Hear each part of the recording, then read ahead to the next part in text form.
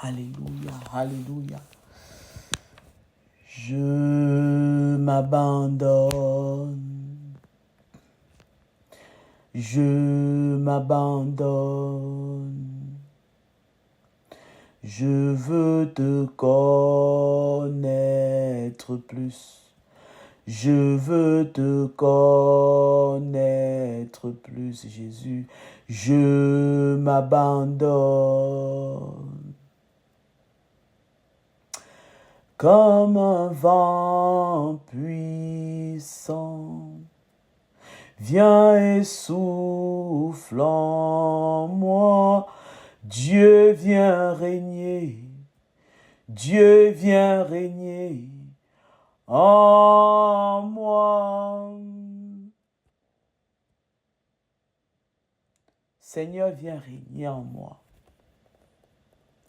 Là où coule ta source d'eau vivifiante, là la vie revient.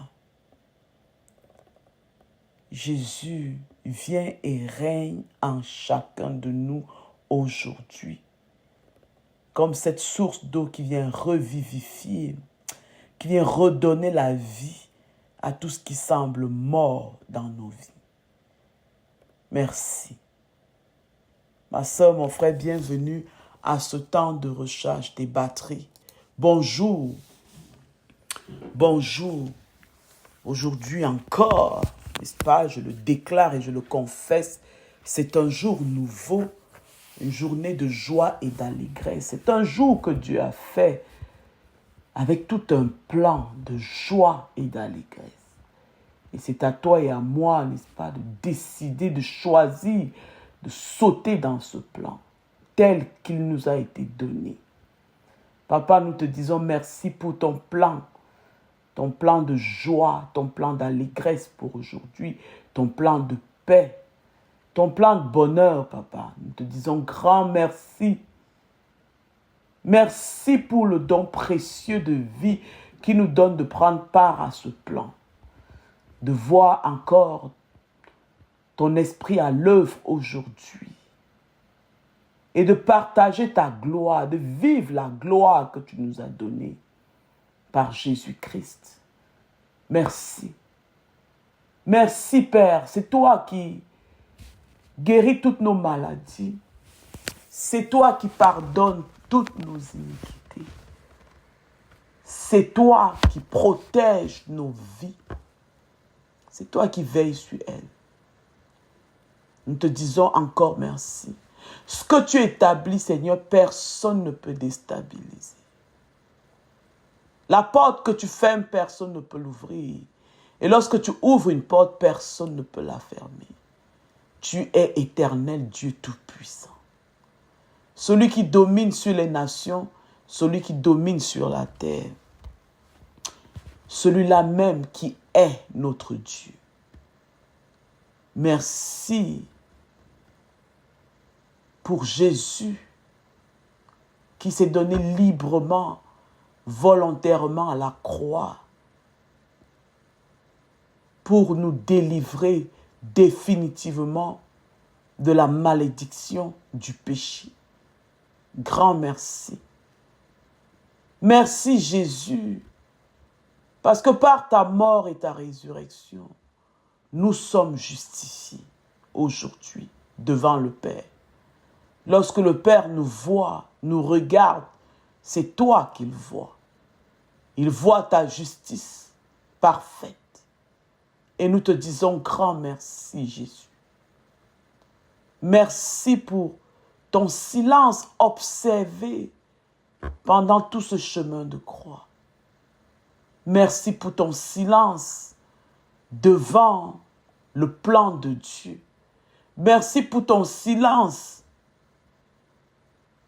qui aujourd'hui nous enseigne comment parfois, lorsque tout semble silencieux au-devant de nous, comment nous devons interpréter ce silence de Dieu. Non pas comme un abandon, mais comme une invitation à entrer dans son plan pleinement. Merci beaucoup d'être notre modèle. Le modèle pour pouvoir vivre pleinement la relation que Dieu a préparée pour nous avec lui. Et aujourd'hui encore, Jésus, nous te prions que par ton œuvre parfaite à la croix, nous puissions expérimenter cette liberté que tu nous assures, cette victoire que tu as remportée à la croix, qui nous assure une liberté inconditionnelle encore aujourd'hui, une joie, une paix inconditionnelle. Merci, parce que par tes meurtrissures à la croix, nous sommes guéris. Par tes meurtrissures à la croix, Jésus, moi je suis guéri. Je suis libre de servir le Père d'une nouvelle façon sous la direction du Saint-Esprit. Le Saint-Esprit que tu nous as donné pour nous conduire dans toute la vérité. Et aujourd'hui encore, Saint-Esprit de Dieu, je te prie de renouveler mon intelligence. Renouvelle mon intelligence encore aujourd'hui. Accorde-moi un discernement nouveau. Mets dans nos cœurs des pensées nouvelles. Mets en moi des pensées de Christ aujourd'hui. Mets en moi le cœur de Christ aujourd'hui. Un cœur qui s'est resté silencieux face à l'adversité pour laisser Dieu agir. Un cœur qui s'est transféré la bataille, le combat, au Tout-Puissant lui-même. Un cœur d'obéissance. Un cœur d'obéissance. Saint-Esprit de Dieu, fais l'œuvre de Dieu en chacun de nous aujourd'hui. Tous ceux et celles qui s'attendent à toi, fais en nous l'œuvre de Dieu. Manifeste-toi. Sois beaucoup plus grand encore aujourd'hui en nous. Prends la place. Prends toute la place. Et donne-nous de réaliser à chaque moment de la journée que tu es présent, que tu es là. Et ceci, peu importe la pénibilité de la situation à laquelle nous pourrons faire face aujourd'hui, peu importe la complexité ou même une situation chaotique, donne-nous de réaliser que tu es belle et bien là. Nous te prions de nous garder dans ta direction. Nous te prions, appelle-nous par notre nom, appelle chacun de nous aujourd'hui par son nom. Et dirige-nous, inspire-nous, Saint-Esprit de Dieu. Influence nos choix, nos décisions d'aujourd'hui. Nous te donnons carte blanche sur nos vies. Je te permets, Saint-Esprit de Dieu, d'accomplir parfaitement les desseins de Dieu pour ma vie, pour ma maison, pour mon foyer, pour mes entreprises, pour mon travail, pour mon ministère aujourd'hui. Accomplis librement et joyeusement le plan de Dieu aujourd'hui. Et donne-moi de vivre dans ce plan, dans cette saison. J'ai confiance en toi, Saint-Esprit de Dieu. J'ai confiance en tout ce que tu fais. J'ai confiance en tout ce que tu me dis. J'ai confiance en tes instructions. J'ai confiance en toi. Dirige-moi, conduis-moi. Fais le plein d'œufs dans mes pensées encore aujourd'hui. Et dans ta présence, je déclare que je prospère à tous égards. Sous ta direction, je suis en bonne santé comme prospère l'état de mon âme. Dans ta présence, sous ta direction, je suis comme ce arbre planté près d'un courant d'eau qui produit son fruit en sa saison et dont le feuillage ne flétrit jamais. Et tout ce que je fais me réussit. Et le monde autour de moi peut voir les bonnes œuvres de Dieu dans ma vie et donner toute la gloire à Dieu lui seul. Sois béni, Seigneur. C'est en ton nom, Jésus, que nous prions aujourd'hui. Amen. Amen. Merci, Seigneur. Merci pour ta fidélité et pour ton amour. Merci d'être présent même dans les moments où nous ne comprenons rien. Merci d'être encore là pour nous rappeler des choses que nous savons, mais qu'à cause des circonstances de la vie, nous oublions. Merci. Merci Seigneur Jésus. Ma soeur, mon frère, bienvenue encore une fois de plus à ce temps de recharge des batteries. Sois là pour recharger tes batteries. Assure-toi que tu es véritablement connecté, concentré en ce moment et recharge pleinement tes batteries. Là où Jésus parle, tout reprend vie. Oui, là où Jésus parle, toute la vie revient. Et là où tu avais abandonné, c'est le moment de rejeter à nouveau ton filet. Comme ce pécheur, n'est-ce pas, qui a péché toute la nuit et qui n'a rien attrapé, découragé, déçu, mais qui entend la voix de Christ encore au petit matin, au moment où aucun paramètre, n'est-ce pas, ne permet de jeter le filet pour les poissons. Ce n'est ni l'heure ni le moment, mais la voix de Jésus, elle seule suffit pour changer la donne et te dit, jette encore ton filet à cet endroit. Peu importe si ce n'est pas l'heure habituelle, selon toutes tes expériences, selon tes habitudes. Il te dit encore, jette ton filet aujourd'hui.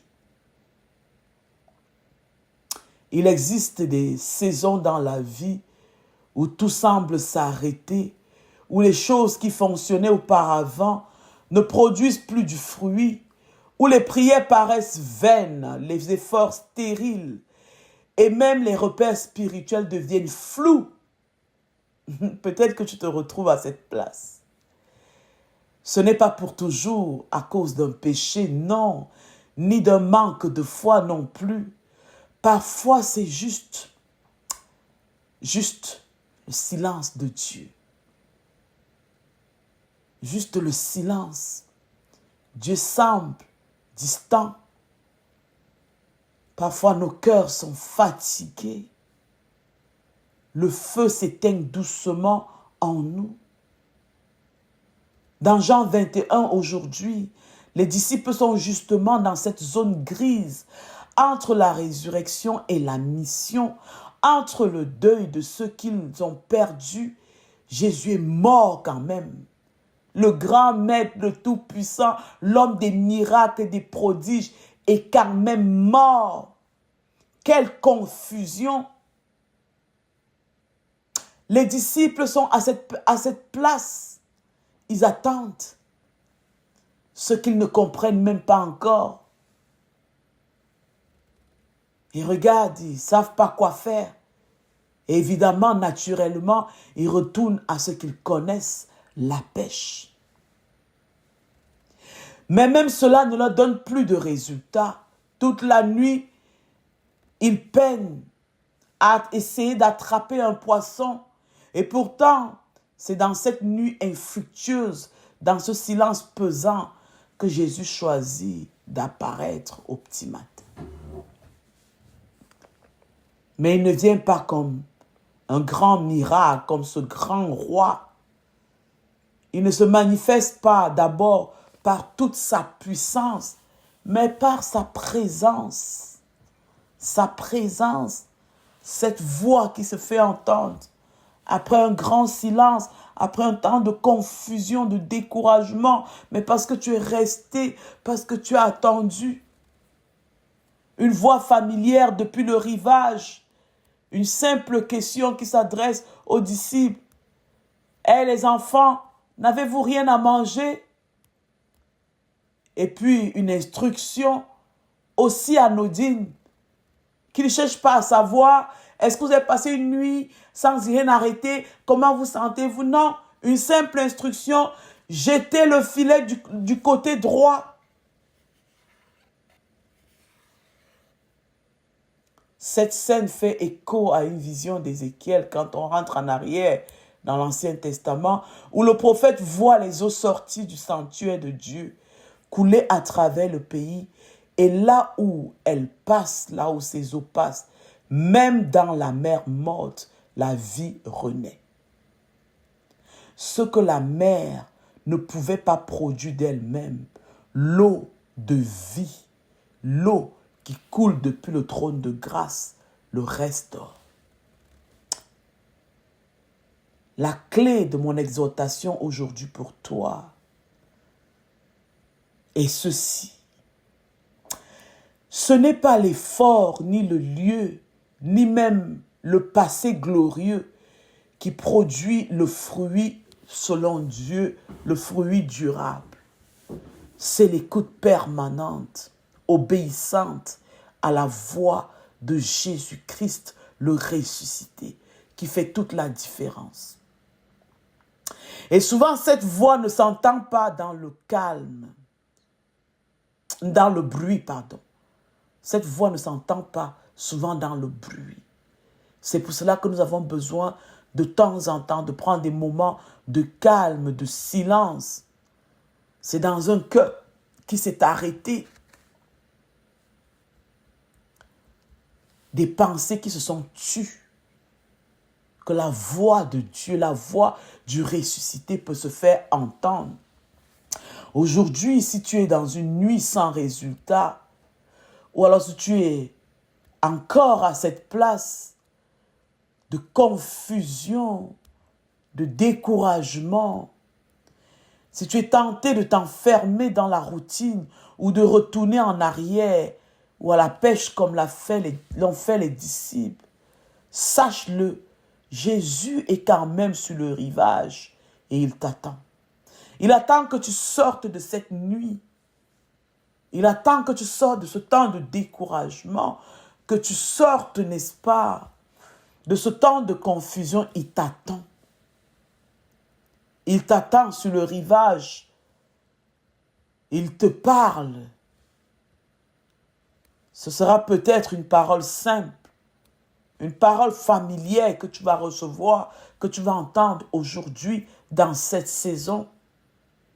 Mais si tu l'écoutes et que tu lui obéis, la vie jaillira à nouveau à cette place qui te semblait désespérée. 3 choses pour t'encourager. Là où les eaux coulent, la vie revient. Là où les eaux qui coulent depuis le trône de grâce passent, la vie rejaillit. Face au vide, n'essaye pas de fuir. N'essaye pas, face au silence de Dieu, n'essaye pas de te refermer sur toi-même. Reste ouvert, parce que Dieu veut te rencontrer. Dieu veut te rencontrer. Et si tu entends la voix de Dieu, elle peut paraître très familière. Reste concentré. C'est pour cela que nous demandons le discernement, n'est-ce pas, au début d'un temps de recharge des batteries comme celui-ci. Pour discerner la voix de Dieu aujourd'hui dans cette saison. Il peut utiliser n'importe qui, n'est-ce pas, pour nous parler, pour nous donner une instruction. Juste obéir, même si tu ne comprends pas. C'est pour cela que l'on a besoin du Saint-Esprit. Mais ça pour capter, pour discerner cette voix parmi toutes les voix qui s'élèvent autour de nous. Alors là où les eaux coulent, la vie revient. Dans Ézéchiel 47, verset 9, il est écrit « Partout où passera le torrent, tout être vivant qui s'y meurt vivra. » Alléluia. Allez lire le passage. Allez lire Ézéchiel 47 pour voir tout le contexte, pour comprendre davantage, pour connecter à la vision d'Ézéchiel. Ça, c'est une prophétie qui s'accomplit de centaines d'années dans le futur par Jésus.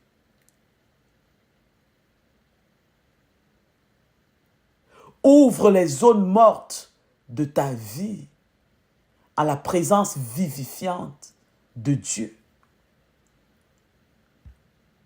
Dans la vision d'Ézéchiel, un torrent coule depuis le sanctuaire. Et là où l'eau passe, la vie surgit. Même les eaux mortes deviennent fécondes.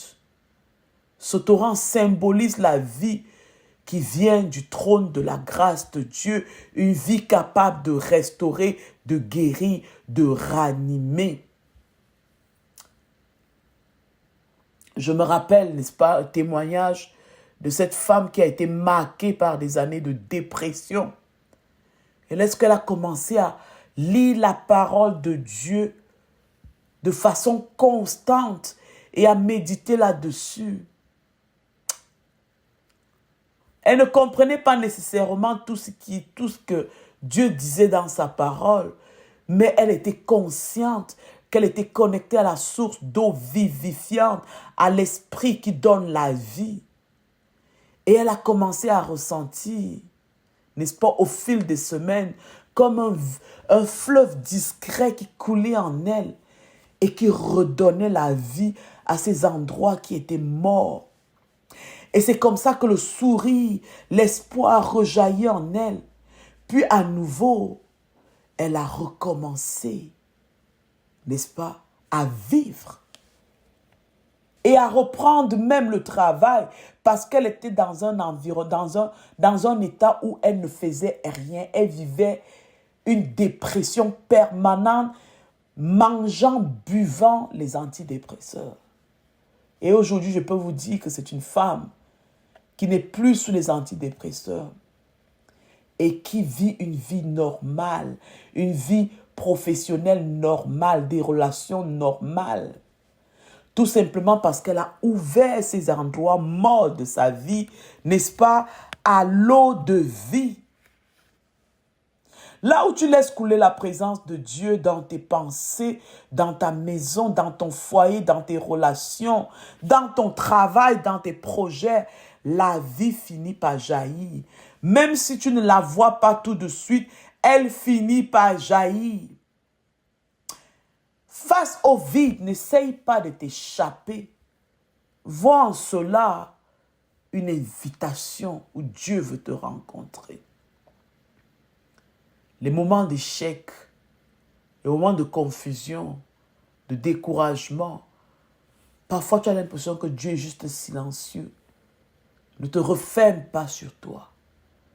Mais vois dans ces moments une véritable opportunité, une véritable invitation où Dieu veut te rencontrer.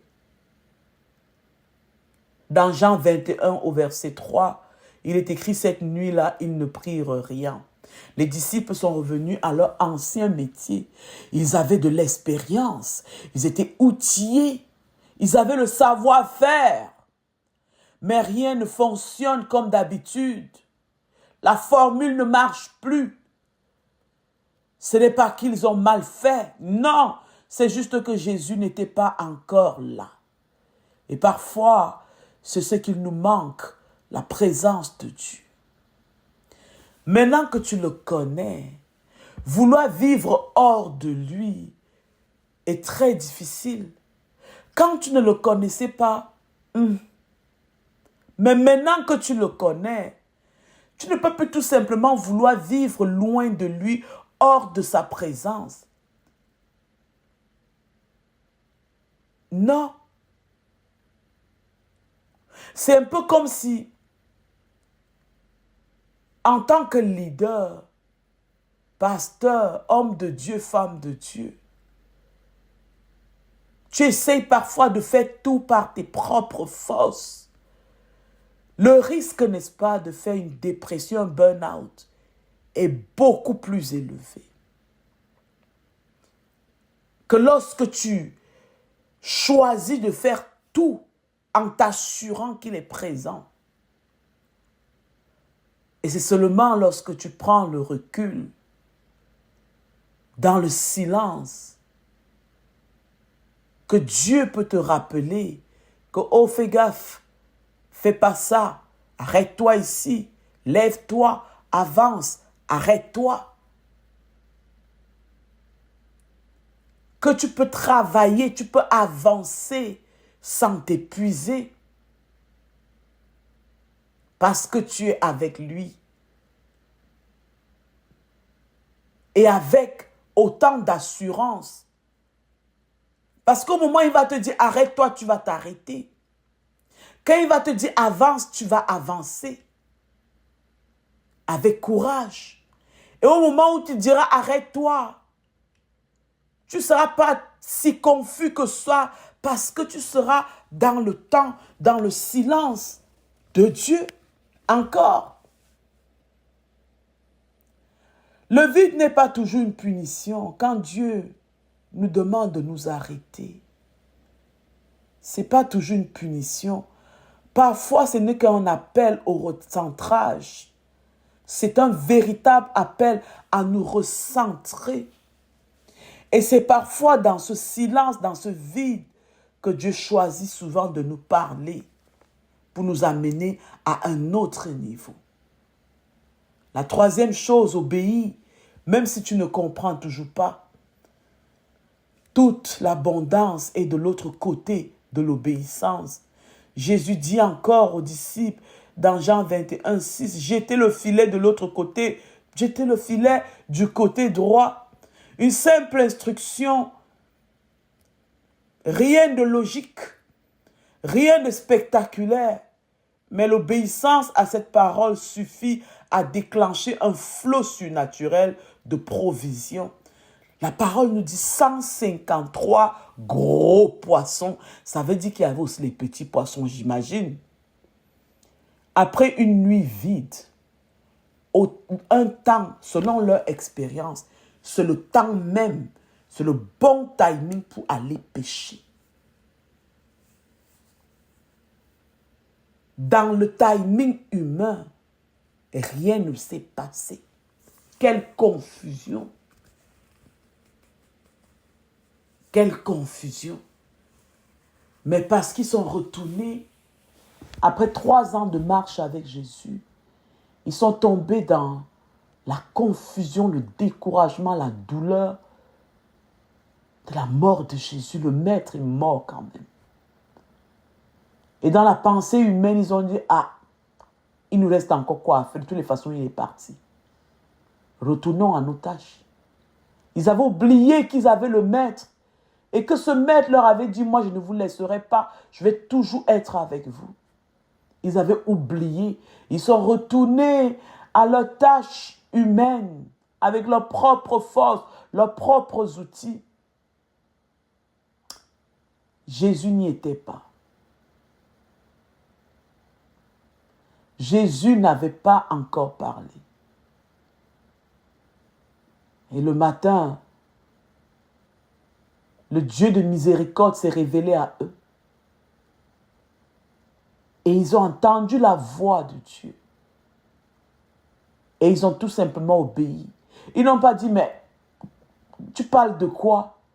À l'heure, si le matin, il n'y a aucun poisson, ce n'est pas le moment de le faire. Nous sommes même sur la rive. Tu nous demandes de jeter notre filet à droite ou ici. Il faut que nous allons à l'eau profonde pour jeter les filets. Ils n'ont donné aucune argumentation d'hommes expérimentés. Non, ils ont tout simplement obéi. Le Saint-Esprit nous invite à l'obéissance. Et même parfois lorsque nous ne comprenons pas.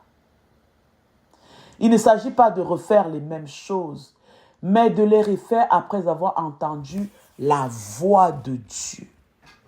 Là est la différence. Alléluia. Pas juste de faire, mais de se tenir sur sa parole pour le faire. Jésus est sur le rivage et il nous appelle aujourd'hui. Il nous appelle, il t'appelle. Jésus t'appelle. Tu as peut-être vécu cette nuit vide comme les disciples l'ont fait. Une nuit de pêche vide, une saison sèche. Tu as jeté ton filet à maintes reprises. Rien n'est revenu, tu n'as rien attrapé. Mais aujourd'hui, le silence devient sacré, car dans ce silence, tu peux entendre la voix du Maître. Et sa voix est différente. Elle ne te condamne pas. Elle ne te crie pas dessus, mais elle t'invite. Cette voix te dit encore aujourd'hui, jette à nouveau ton filet. Alors n'aie pas peur de recommencer là où tu as échoué. N'aie pas peur de recommencer. Même si tu ne comprends pas encore tout, car là où Jésus parle, tout reprend vie. Là où la source d'eau vive qui coule depuis le trône de la grâce de Dieu passe, la vie reprend. Amen. La vie reprend. Et aujourd'hui, la question est de savoir, est-ce que tu es prête à faire de la place à ce silence pour entendre la voix de Jésus? La parole nous dit que les disciples étaient rentrés au petit matin, ils étaient assis sur leur barque. J'imagine qu'ils contemplaient les eaux et puis se disaient, oh, quelle nuit. Ils étaient là et ils ont entendu la voix de Jésus leur parler. Et ils ont tout simplement obéi. Et c'est quand ils ont obéi qu'ils ont réalisé que c'était le Maître qui leur parlait. Ça peut être une voix familière. Ça peut être une voix même anodine. C'est pour cela que nous demandons au Saint-Esprit de prendre toute la place en nous, n'est-ce pas, pour nous assurer ce discernement dont nous avons besoin. Le défi d'aujourd'hui, c'est de jeûner. Jeûne de ta voix pour mieux entendre la sienne. Tais ta voix. Oh, je ne suis pas capable. Oh, je suis déçu. Oh, je suis découragé. Oh, Oh, j'ai raté. Oh, j'ai pris une mauvaise décision. Oh, Oh, oublie tout ça. Ferme ta bouche. Tais ta voix. Fais taire toutes ces voix en toi. Comme dit le psalmiste ici, Dieu dit arrêtez et sachez que je suis Dieu. Fais taire toutes ces voix, y compris la tienne, pour entendre la sienne de la meilleure façon. Aujourd'hui, choisis une période de la journée pour jeûner de ta voix. Pas de paroles, pas de messages, pas de texto, pas de téléphone, bien entendu. Reste en silence devant Dieu. Médite sur le verset où Jésus dit « Tout est accompli ». Il est écrit dans Jean 19, verset 30. « Tout est accompli ». Regarde Jésus incliner la tête et entre dans un silence d'adoration. Et puis, écris ce qu'il te dit. Même si c'est un simple mot, obéis. Obéis quand même. Alléluia. Apprécie ce temps de silence. Et parfois, il pourra t'arriver que dans le temps de silence, tes pensées partent dans tous les sens. Ne t'en veux pas. Sois pas très dur avec toi. Ramène tes pensées tranquilles. Fais-les taire et les rediriger, n'est-ce pas, sur le tout est accompli de Jésus à la croix. Que cela fasse effet, que cela fasse un écho, que le tout est accompli de Jésus fonde dans ta vie. Seigneur, aujourd'hui, nous choisissons de contempler ce que tu as réalisé, accompli à la croix. Nous choisissons de laisser ton tout est accompli devenir effectif dans ces zones mortes de nos vies, dans ces endroits desséchés de nos vies, et que la vie revienne. Nous te faisons confiance aujourd'hui, encore, Saint-Esprit. Conduis-nous dans ce temps de silence que nous allons prendre aujourd'hui et de nous remplir de tout est accompli. Et de savoir que ce n'est pas par nos forces. Et de savoir que même dans le silence, même lorsque Dieu semble silencieux et lointain, il est plus que présent, beaucoup plus présent. Donne-nous, Saint-Esprit, de réaliser que même dans l'attente, nous sommes forts et vainqueurs. Donne-nous de pouvoir attendre. Et donne-nous de rester concentrés dans l'attente pour discerner la voix de Jésus, le ressuscité. Pour recevoir cette instruction qui va faire revivre tous ces bois morts de nos vies. Qui va faire rejaillir la vie dans ces endroits desséchés auxquels nous sommes confrontés. Merci Saint-Esprit. Merci de taire toutes ces voix en nous aujourd'hui, afin que nous puissions mieux entendre la voix de Dieu, la voix de Jésus, le ressuscité aujourd'hui. Merci pour le cœur d'obéissance. Nous allons entendre cette voix et lui obéir, car derrière l'obéissance se trouve une grande abondance. Merci d'être avec nous aujourd'hui. Merci de nous donner encore d'avancer du bon côté de la croix, de marcher dans la victoire de Christ, du ressuscité, et d'expérimenter une vie abondante. Et que le nom du Père soit glorifié encore aujourd'hui. Au nom puissant de Jésus-Christ.